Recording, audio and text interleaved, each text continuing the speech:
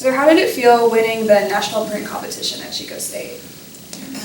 It was super great and a big surprise. So I had entered a couple of pieces into the show, and I had one selected for inclusion in the group exhibition, but I really had no idea that I might win something, because the theme of the show was pushing boundaries, so people were making all kinds of prints off the wall in different formats, and my print was very traditional, but kind of poked fun at art history, and since the juror has a lot of art history background, I think maybe that was what made the connection. But I was very pleased and surprised.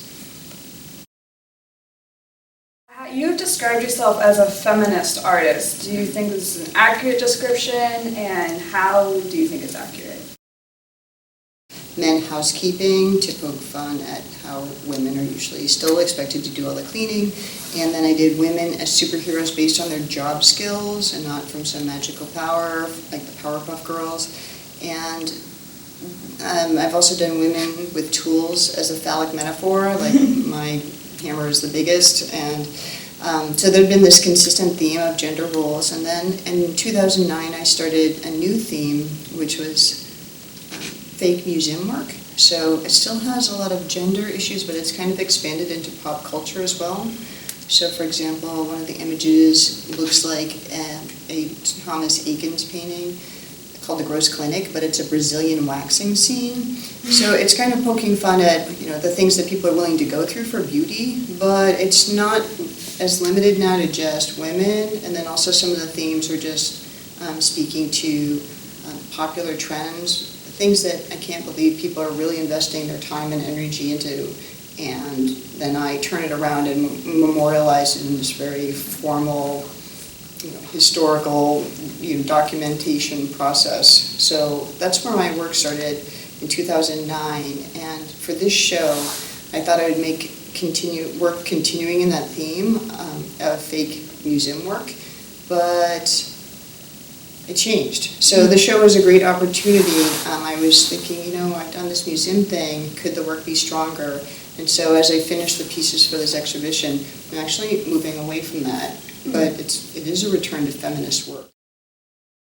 So you mentioned that this exhibit is kind of going back to your feminism work.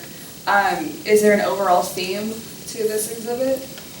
There's like 4 themes to this work. So since I've been on the fake museum thing, the work looks like it's done by all different artists. So it's probably confusing to look at the work and really understand that the same person made all the pieces. So I make them in certain styles, so they might look like they're from the 1800s, or I might say this is by an artist who was working in the 1970s or something like that. But I do have 3 or 4 concepts that I finished for this show. So I have a princess theme, and the idea is that there's so much princess stuff coming from Mattel and Disney that's being forced on little girls through the media, that I feel like in 10 years from now, women will start dressing as princesses as adults because they've just been fully inculcated with this princess fashion sense. So I have princess fashion pieces as part of it, and then I also have this mascara forest series, so it's kind of like makeup landscapes. And then I have 2 new themes, and one is a dance theme. So I have made a Gangnam style piece and 2 twerking pieces. And then my latest work is the 2 large pieces you see, The Beauty is Your Duty. Mm-hmm. And those are started with an idea about Rosie the Riveters were working, at these various vocations, and then when the war was over, then it's like time to stop doing that and go back to the kitchen. Mm-hmm. And so in my mind, the government might have made some kind of propaganda effort to ease the transition from actually doing work to just looking good and making dinner. So these pieces come out of this kind of patriotic call to, act as women should, according to the government plan. Mm-hmm. So that's where those pieces came from. Yeah, I think my work has just that combination of humor and feminism. Yeah, you're known for using a lot of humor and pattern and color. Do you think it makes it easier for the viewer to kind of digest the the meaning and the story behind these works, which kind of are sometimes hard to digest for some. Yeah, up until this show, I would say I would use various techniques to lure the viewer in so that they would stick around and possibly get the feminist message.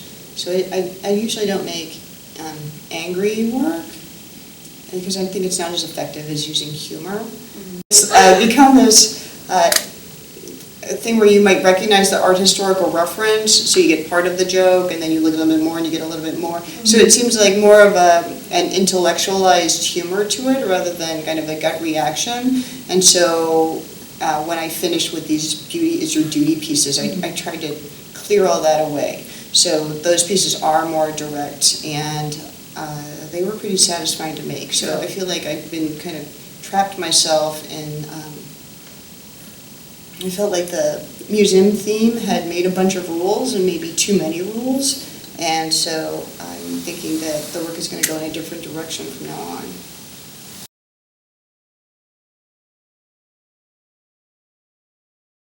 Weren't always studying art, but did you, when you started to get into art, was printmaking your first stop, or did you do some drawing or painting or sculpture before getting into that?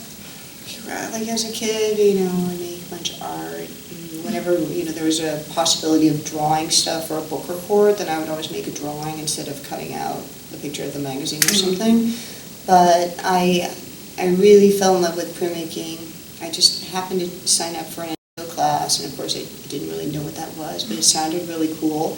And my instructor was Dawn Farnsworth, who runs Magnolia Editions, which is a printmaking and like technology art making studio in Oakland.